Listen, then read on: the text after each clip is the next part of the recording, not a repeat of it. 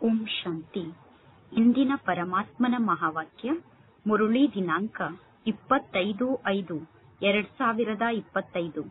ಅವ್ಯಕ್ತ ಬಾಪ್ತಾದ ಮಧುಬನ ರಿವೈಸ್ 4/9/2005.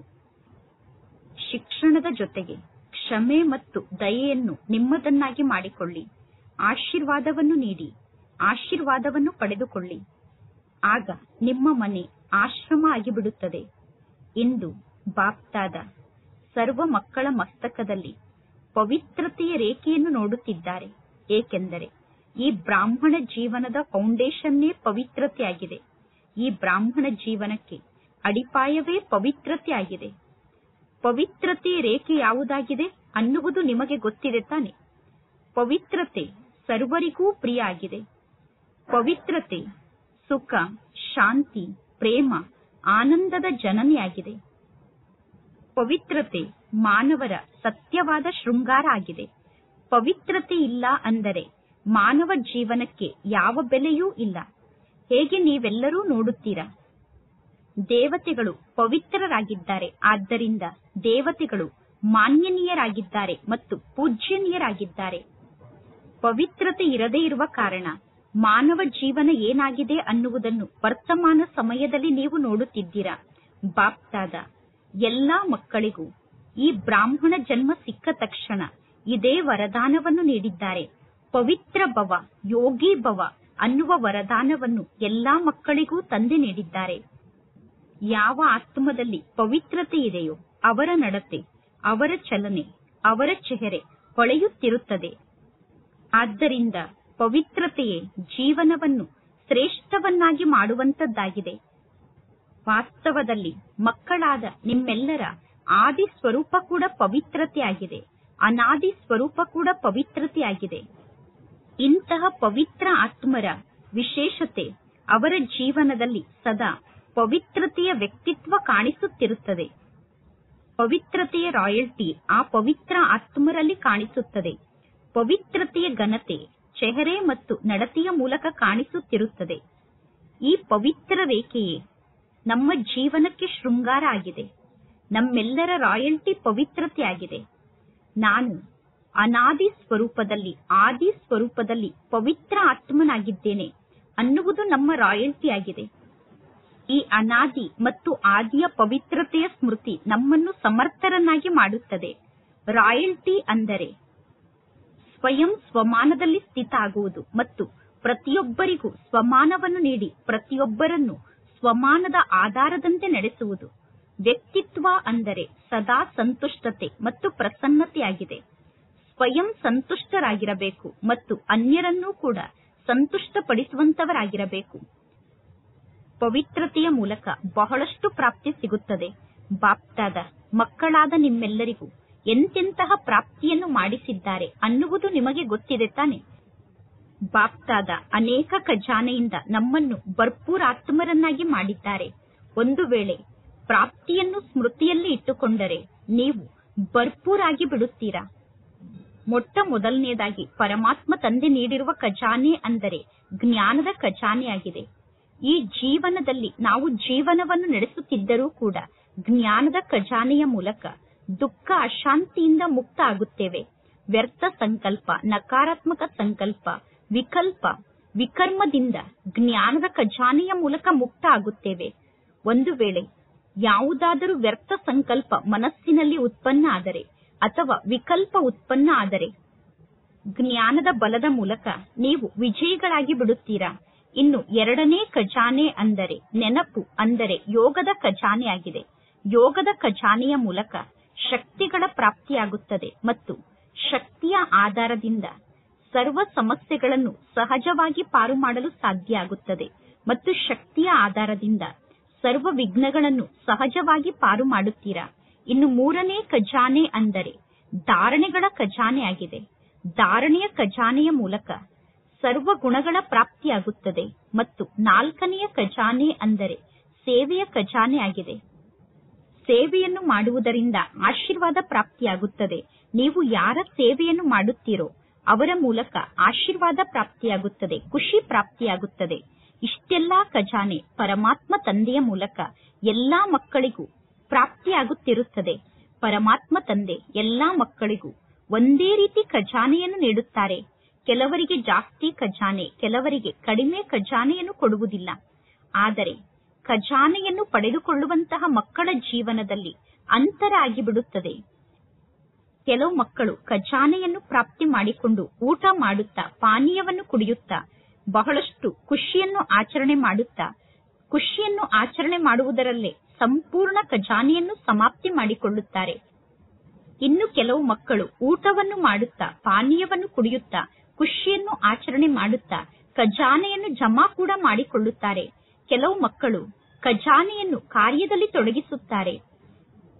ಖಜಾನೆಯನ್ನು ಕಾರ್ಯದಲ್ಲಿ ತೊಡಗಿಸುವುದರ ಜೊತೆಗೆ ಖಜಾನೆಯನ್ನು ವೃದ್ಧಿ ಮಾಡಿಕೊಳ್ಳುತ್ತಾ ಹೋಗುತ್ತಾರೆ. ಖಜಾನೆಯನ್ನು ವೃದ್ಧಿ ಮಾಡಿಕೊಳ್ಳುವಂತಹ ಬೀಗದ ಕೈ ಅಂದರೆ ಖಜಾನೆಯನ್ನು ಸ್ವಯಂನ ಕಾರ್ಯದಲ್ಲಿ ಬಳಸುವುದು ಮತ್ತು ಅನ್ಯರಿಗೋಸ್ಕರ ಖಜಾನೆಯನ್ನು ಬಳಸುವುದೇ ಆಗಿದೆ. ಯಾರು ಖಜಾನೆಯನ್ನು ಬಳಸುತ್ತಾರೋ ಅವರು ಖಜಾನೆಯನ್ನು ವೃದ್ಧಿ ಮಾಡಿಕೊಳ್ಳುತ್ತಾರೆ. ಅಂದ ಮೇಲೆ ನೀವೀಗ ಸ್ವಯಂ ಅನ್ನು ಕೇಳಿಕೊಳ್ಳಿ, ನನ್ನ ಬಳಿ ಈ ವಿಶೇಷ ಖಜಾನೆ ಜಮಾ ಆಗಿದೆ ತಾನೆ? ಖಜಾನೆ ಜಮಾ ಆಗಿದೆ ತಾನೆ? ನೀವು ಏನೆಂದು ಹೇಳುತ್ತೀರಾ? ಖಜಾನೆ ಜಮಾ ಆಗಿದೆ, ಹೌದು ಎಂದು ಹೇಳುತ್ತೀರೋ, ಅಥವಾ ಸ್ವಲ್ಪ ಸ್ವಲ್ಪ ಖಜಾನೆ ಜಮಾ ಆಗಿದೆ ಎಂದು ಹೇಳುತ್ತೀರೋ?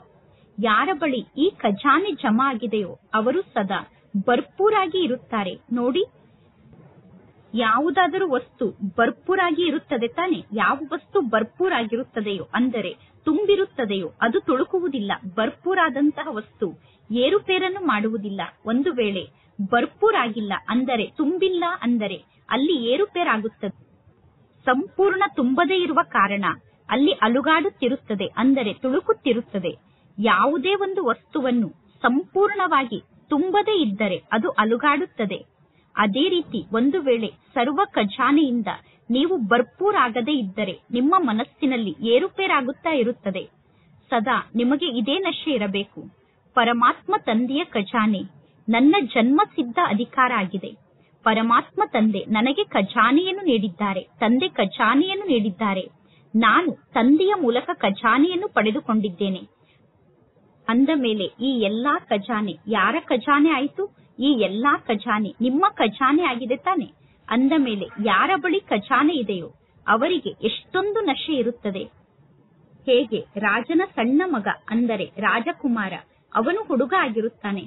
ತಂದೆಯ ಬಳಿ ಯಾವ ಯಾವ ಖಜಾನೆ ಇದೆ ಎಂದು ಆ ರಾಜಕುಮಾರನಿಗೆ ಗೊತ್ತಿರುವುದಿಲ್ಲ.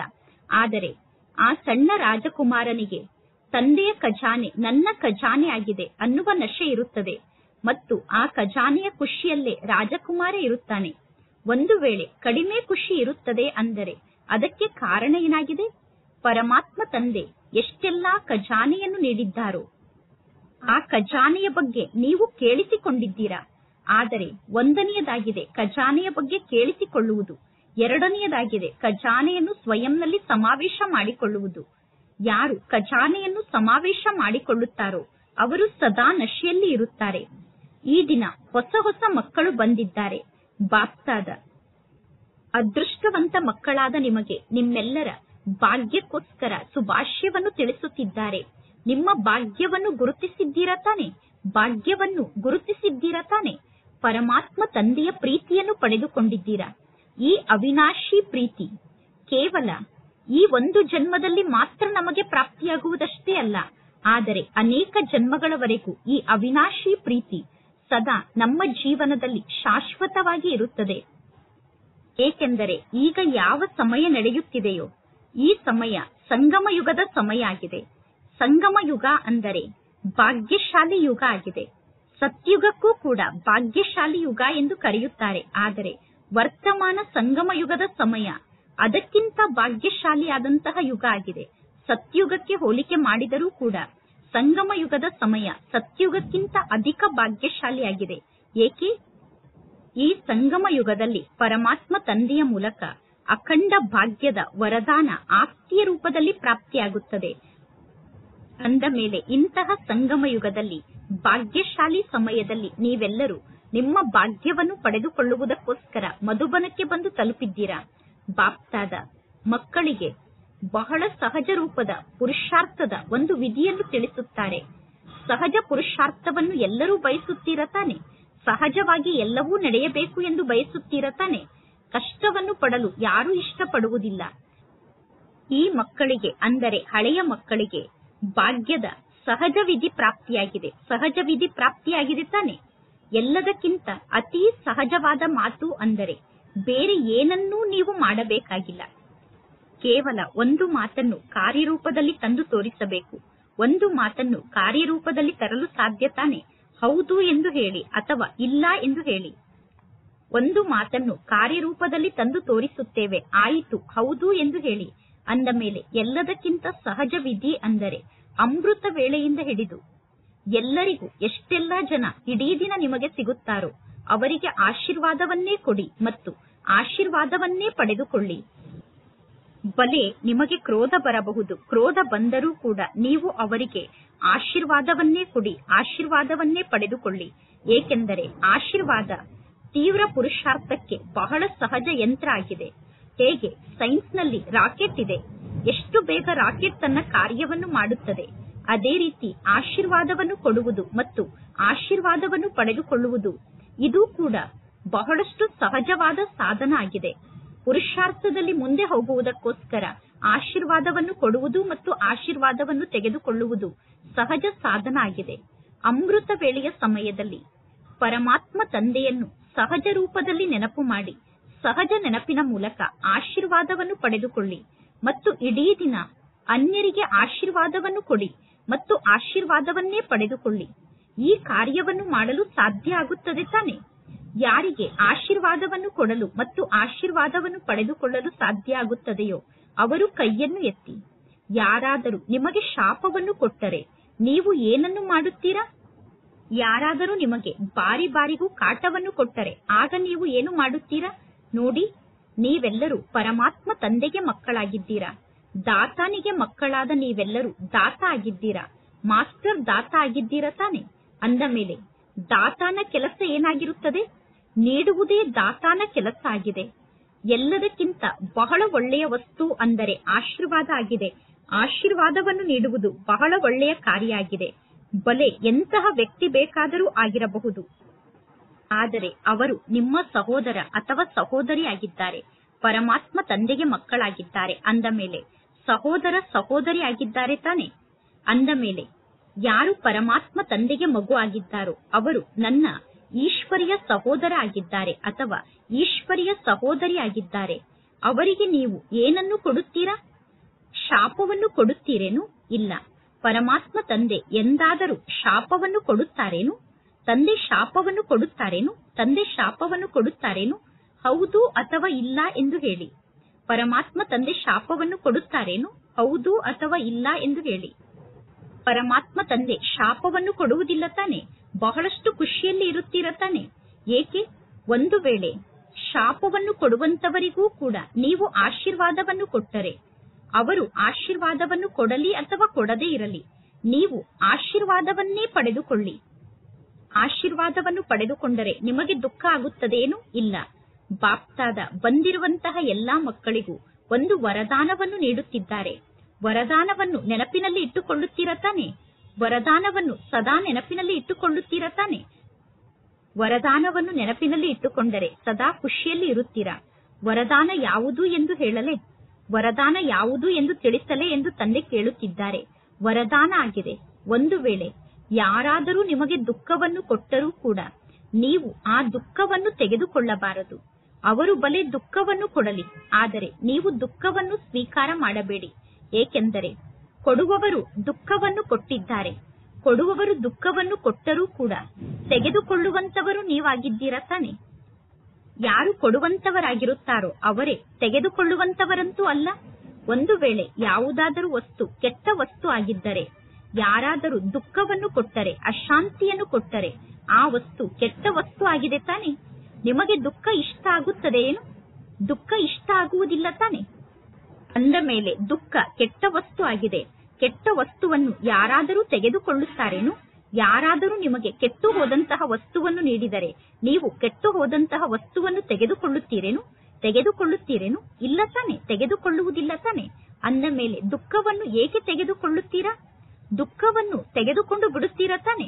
ಒಂದು ವೇಳೆ ದುಃಖವನ್ನು ನೀವು ತೆಗೆದುಕೊಂಡರೆ ಯಾರು ದುಃಖಿಗಳಾಗುತ್ತಾರೆ? ದುಃಖವನ್ನು ತೆಗೆದುಕೊಳ್ಳುತ್ತಿರುವಂತಹ ನೀವೇ ದುಃಖಿಗಳಾಗುತ್ತೀರಾ ತಾನೆ? ನೀವು ದುಃಖಿಗಳಾಗುತ್ತೀರೋ ಅಥವಾ ದುಃಖವನ್ನು ಕೊಡುತ್ತಿರುವಂತವರು ದುಃಖಿ ಆಗುತ್ತಾರೋ? ದುಃಖವನ್ನು ತೆಗೆದುಕೊಳ್ಳುವಂತವರು ಜಾಸ್ತಿ ದುಃಖಿ ಆಗುತ್ತಾರೆ. ಒಂದು ವೇಳೆ ಇಂದಿನಿಂದ ನೀವು ದುಃಖವನ್ನು ತೆಗೆದುಕೊಳ್ಳದೇ ಇದ್ದರೆ ನಿಮ್ಮ ಜೀವನದ ಅರ್ಧ ದುಃಖ ದೂರ ಆದಂತೆ. ನೀವು ದುಃಖವನ್ನು ತೆಗೆದುಕೊಳ್ಳುವುದಿಲ್ಲ ತಾನೆ? ಮತ್ತು ಅವರು ಕೊಟ್ಟಿರುವಂತಹ ದುಃಖಕ್ಕೆ ಬದಲಾಗಿ ನೀವು ಅವರಿಗೆ ಸುಖವನ್ನು ಕೊಟ್ಟರೆ ನಿಮಗೆ ಆಶೀರ್ವಾದ ಸಿಗುತ್ತದೆ ಮತ್ತು ನೀವು ಸುಖಿಗಳಾಗಿ ಇರುತ್ತೀರಾ ಮತ್ತು ಆಶೀರ್ವಾದದ ಖಜಾನೆ ಕೂಡ ಭರ್ಪೂರ್ ಆಗುತ್ತಾ ಹೋಗುತ್ತದೆ. ಪ್ರತಿಯೊಂದು ಆತ್ಮದಿಂದ ನೀವು ಆಶೀರ್ವಾದವನ್ನು ಪಡೆದುಕೊಳ್ಳಿ. ಅವರು ಎಂತಹ ಆತ್ಮ ಬೇಕಾದರೂ ಆಗಿರಲಿ, ನೀವು ಆಶೀರ್ವಾದವನ್ನು ಪಡೆದುಕೊಳ್ಳಿ. ಶುಭ ಭಾವನೆ, ಶುಭ ಕಾಮನೆಯನ್ನು ಇಟ್ಟುಕೊಳ್ಳಿ. ಕೆಲವೊಮ್ಮೆ ಏನಾಗುತ್ತದೆ, ಯಾರೋ ಕೆಲವರು ಅಂತಹ ಯಾವುದೋ ಕೆಲಸವನ್ನು ಮಾಡುತ್ತಾರೆ. ಆಗ ನೀವು ಅವರಿಗೆ ಶಿಕ್ಷಣವನ್ನು ನೀಡಲು ಪ್ರಯತ್ನ ಪಡುತ್ತೀರಾ. ಇವರನ್ನು ಸರಿಪಡಿಸಬೇಕು ಎಂದು ಶಿಕ್ಷಣವನ್ನು ನೀಡುತ್ತೀರಾ. ಶಿಕ್ಷಣವನ್ನು ನೀಡಿ, ಆದರೆ ಶಿಕ್ಷಣವನ್ನು ನೀಡುವಂತಹ ಸರ್ವೋತ್ತಮ ವಿಧಿ ಅಂದರೆ ಕ್ಷಮಾ ಸ್ವರೂಪರಾಗಿ ಶಿಕ್ಷಣವನ್ನು ನೀಡಿ. ಕೇವಲ ಶಿಕ್ಷಣವನ್ನಷ್ಟೇ ನೀಡಬೇಡಿ, ದಯಾ ಸ್ವರೂಪರಾಗಿ ಶಿಕ್ಷಣವನ್ನು ನೀಡಿ. ಅವರನ್ನು ಕ್ಷಮಿಸಿ, ಅವರ ಮೇಲೆ ದಯೆಯನ್ನು ತೋರಿಸಿ ಮತ್ತು ಶಿಕ್ಷಣವನ್ನು ನೀಡಿ. ಎರಡು ಶಬ್ದವನ್ನು ನೆನಪಿನಲ್ಲಿ ಇಟ್ಟುಕೊಳ್ಳಿ. ಶಿಕ್ಷಣ ಮತ್ತು ಕ್ಷಮೆ ಹಾಗೂ ದಯೆ ಅನ್ನುವ ಶಬ್ದವನ್ನು ನೆನಪಿನಲ್ಲಿ ಇಟ್ಟುಕೊಳ್ಳಿ. ಒಂದು ವೇಳೆ ದಯಾಹೃದಯಿಗಳಾಗಿ ನೀವು ಅವರಿಗೆ ಶಿಕ್ಷಣವನ್ನು ಕಲಿಸಿದರೆ ನಿಮ್ಮ ಆ ಶಿಕ್ಷಣ ಕಾರ್ಯವನ್ನು ಮಾಡುತ್ತದೆ. ಒಂದು ವೇಳೆ ದಯಾಹೃದಯಿಗಳಾಗಿ ನೀವು ಶಿಕ್ಷಣವನ್ನು ಕಲಿಸದೇ ಇದ್ದರೆ ಆ ಶಿಕ್ಷಣವನ್ನು ಅವರು ಒಂದು ಕಿವಿಯಿಂದ ಕೇಳಿಸಿಕೊಳ್ಳುತ್ತಾರೆ, ಇನ್ನೊಂದು ಕಿವಿಯಿಂದ ಬಿಟ್ಟು ಬಿಡುತ್ತಾರೆ. ಅವರು ನಿಮ್ಮ ಶಿಕ್ಷಣವನ್ನು ಧಾರಣೆ ಮಾಡಿಕೊಳ್ಳುವುದಿಲ್ಲ. ಈ ರೀತಿ ಆಗುತ್ತದೆ ತಾನೆ? ಇಂತಹ ಮಾತಿನ ಅನುಭವ ಇದೆ ತಾನೆ? ನೀವೆಲ್ಲರೂ ಕೂಡ ಯಾರಿಗೂ ಶಿಕ್ಷಕರಂತೂ ಆಗುವುದಿಲ್ಲ ತಾನೆ? ಶಿಕ್ಷಕರಾಗಲು ಬೇಗ ಬರುತ್ತದೆಯೇನು? ಬೇಗ ಶಿಕ್ಷಕರಾಗಲು ಬರುತ್ತದೆಯೇನು? ಆದರೆ ಕ್ಷಮಿಸಬೇಕು. ಶಿಕ್ಷಣವನ್ನು ನೀಡುವುದರ ಜೊತೆಗೆ ಕ್ಷಮಾಗುಣ ಕೂಡ ಇರಬೇಕು.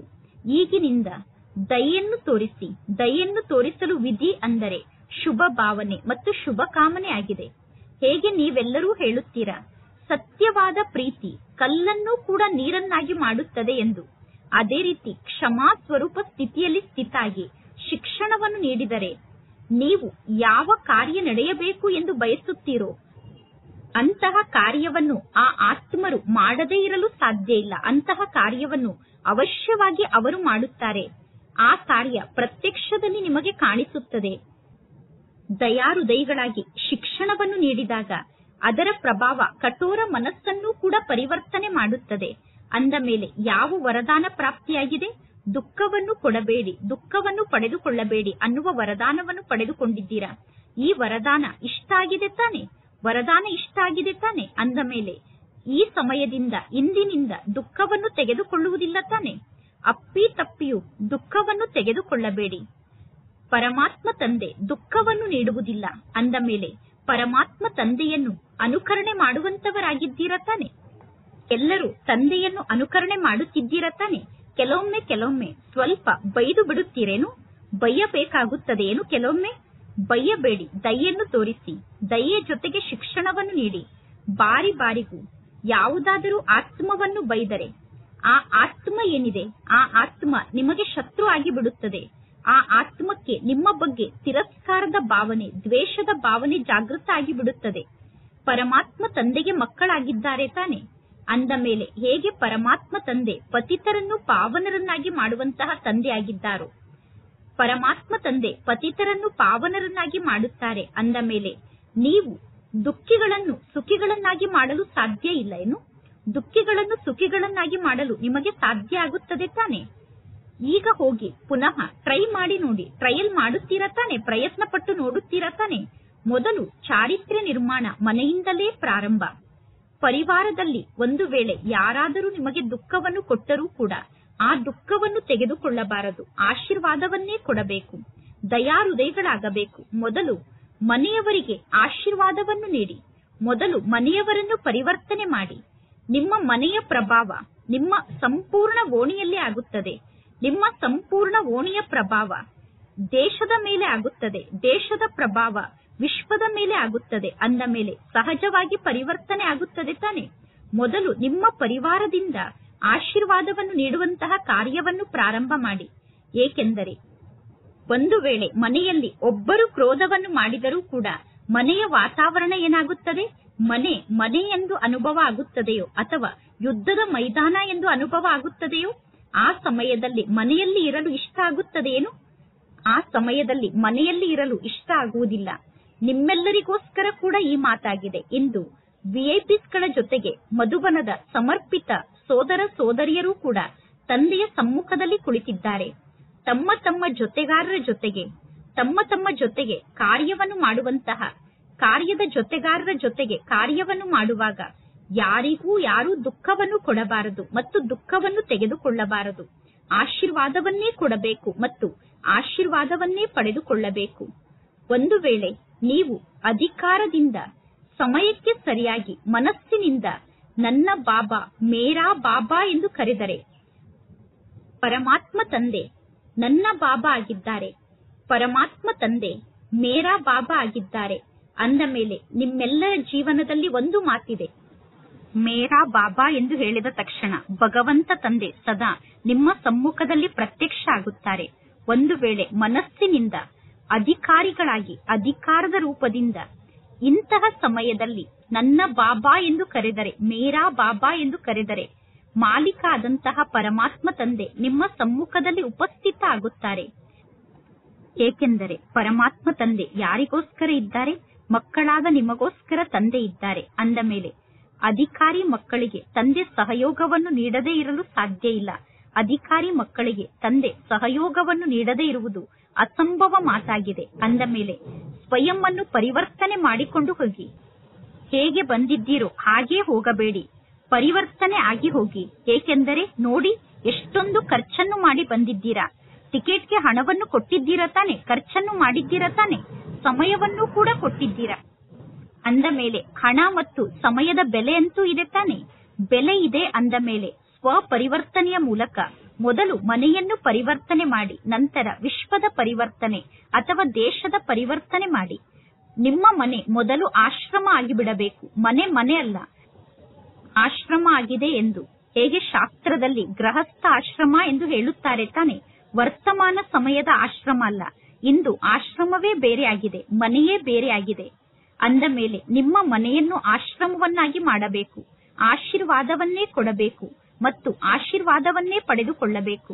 ಆಶೀರ್ವಾದವನ್ನು ಕೊಡುವುದು ಮತ್ತು ಆಶೀರ್ವಾದವನ್ನು ಪಡೆದುಕೊಳ್ಳುವುದು ಆಶ್ರಮದವರ ಕೆಲಸ ಆಗಿದೆ. ಆಗ ನಿಮ್ಮ ಮನೆ ಮಂದಿರ ಆಗಿಬಿಡುತ್ತದೆ. ಮಂದಿರದಲ್ಲಿ ಮೂರ್ತಿ ಏನನ್ನು ಮಾಡುತ್ತದೆ? ಆಶೀರ್ವಾದವನ್ನು ನೀಡುತ್ತದೆ ತಾನೆ. ಮೂರ್ತಿಯ ಸಮ್ಮುಖಕ್ಕೆ ಹೋಗಿ ಎಲ್ಲರೂ ಏನೆಂದು ಹೇಳುತ್ತಾರೆ? ಆಶೀರ್ವಾದವನ್ನು ನೀಡಿ ಎಂದು ಹೇಳುತ್ತಾರೆ ತಾನೆ.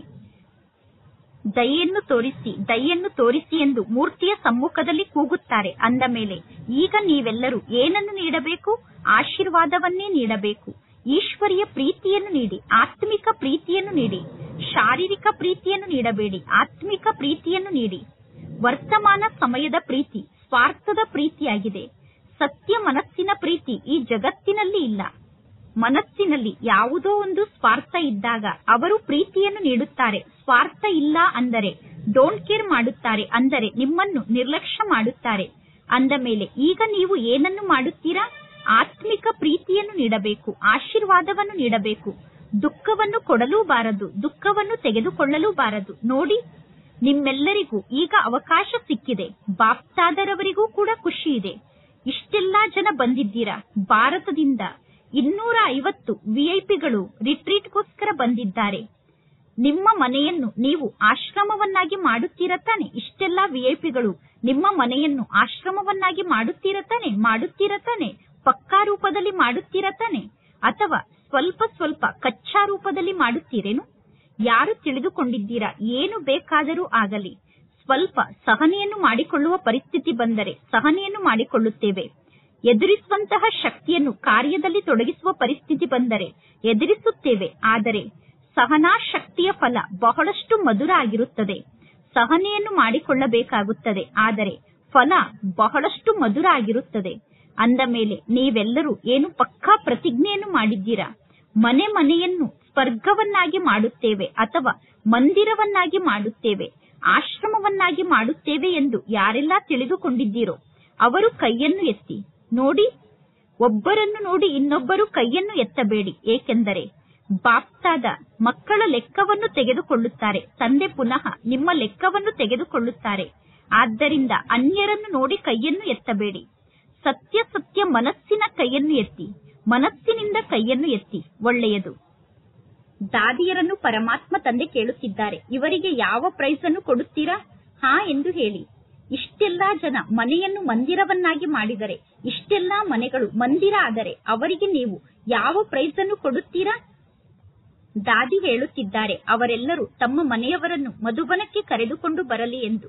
ಇದಂತೂ ಪ್ರೈಸ್ ಅನ್ನು ಕೊಟ್ಟಂತೆ ಆಗಲಿಲ್ಲ ತಾನೆ, ಕೆಲಸವನ್ನು ಹೇಳಿದಂತೆ ಆಯಿತು. ಪರಮಾತ್ಮ ತಂದೆ ಆಜ್ಞೆಯನ್ನು ನೀಡುತ್ತಿದ್ದಾರೆ, ನೋಡಿ ನಿಮ್ಮೆಲ್ಲರಿಗೂ ಕೂಡ ಪ್ರೈಸ್ ಸಿಗುತ್ತದೆ. ಪ್ರೈಸ್ ಅನ್ನು ನೀಡುವುದೇನು ದೊಡ್ಡ ಮಾತಲ್ಲ. ಆದರೆ ಆದರೆ ಆದರೆ ಅನ್ನುವ ಶಬ್ದವನ್ನು ಹೇಳುತ್ತೀರಾ. ನೀವೆಲ್ಲರೂ ಇಲ್ಲಿಂದ ಹೋದ ನಂತರ ನಿಮ್ಮ ಧಾರಣೆಯನ್ನು ಪರಿವರ್ತನೆ ಮಾಡಿಕೊಳ್ಳಿ.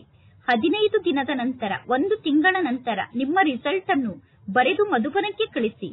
1 ತಿಂಗಳವರೆಗೂ ನಾನು ಯಾರಿಗೂ ದುಃಖವನ್ನು ಕೊಡಲಿಲ್ಲ ಮತ್ತು ದುಃಖವನ್ನು ತೆಗೆದುಕೊಳ್ಳಲಿಲ್ಲ ಎಂದು ನೀವು ರಿಸಲ್ಟ್ ಅನ್ನು ಬರೆದು ಕಳಿಸಿದರೆ ಅಂತವರಿಗೆ ತಂದೆ ಬಹಳ ಒಳ್ಳೆಯ ಪ್ರೈಸ್ ಅನ್ನು ಕೊಡುತ್ತಾರೆ.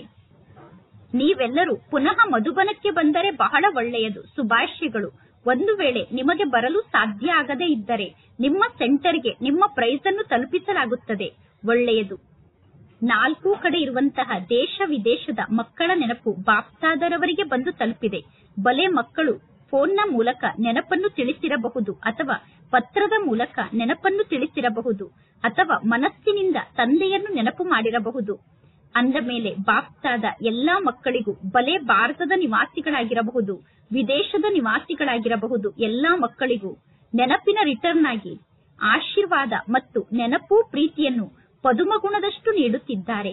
4 ಕಡೆ ಇರುವಂತಹ ಪರಮಾತ್ಮನ ಪ್ರೀತಿಗೆ ಅಧಿಕಾರಿಯಾದಂತಹ ಮಕ್ಕಳಿಗೆ 4 ಕಡೆ ಇರುವಂತಹ ಸರ್ವ ಖಜಾನೆಯಿಂದ ಭರ್ಪೂರಾದಂತಹ ನಿರ್ವಿಘ್ನ, ನಿರ್ವಿಕಲ್ಪ, ನಿರ್ವ್ಯರ್ಥ ಸಂಕಲ್ಪದಲ್ಲಿ ಸ್ಥಿತ ಆದಂತಹ ಶ್ರೇಷ್ಠ ಆತ್ಮರಿಗೆ ಜೊತೆ ಜೊತೆಗೆ ಸ್ವಪರಿವರ್ತನೆಯನ್ನು ಮಾಡಿಕೊಂಡು ಸರ್ವರ ಪರಿವರ್ತನೆಯನ್ನು ಮಾಡುವಂತಹ ಉಮಂಗ್ ಉತ್ಸಾಹದಿಂದ ಮುಂದೆ ಹೋಗುವಂತಹ ಹಾರುವಂತಹ ಮಕ್ಕಳಿಗೆ ಜೊತೆ ಜೊತೆಗೆ ಬಾಪ್ತಾದರವರಿಗೆ ಸತ್ಯ ಮನಸ್ಸಿನಿಂದ ಸಮಾಚಾರವನ್ನು ತಿಳಿಸುವಂತಹ ಸತ್ಯ ಹೃದಯವುಳ್ಳಂತಹ ಮಕ್ಕಳಿಗೆ ವಿಶೇಷವಾಗಿ ಹೃದಯೇಶ್ವರ ತಂದೆಯ ರೂಪದಲ್ಲಿ, ಶಿಕ್ಷಕನ ರೂಪದಲ್ಲಿ, ಸದ್ಗುರುವಿನ ರೂಪದಲ್ಲಿ ಪದುಮಗುಣದಷ್ಟು ನೆನಪು, ಪ್ರೀತಿ ಮತ್ತು ನಮಸ್ತೆ. ಬಾಪ್ತಾದರವರಿಗೆ ಮಕ್ಕಳ ನೆನಪು, ಪ್ರೀತಿ ಹಾಗೂ ನಮಸ್ತೆ ನಮಸ್ತೆ ನಮಸ್ತೆ ಇಂದಿನ ವರದಾನ ಆಗಿದೆ.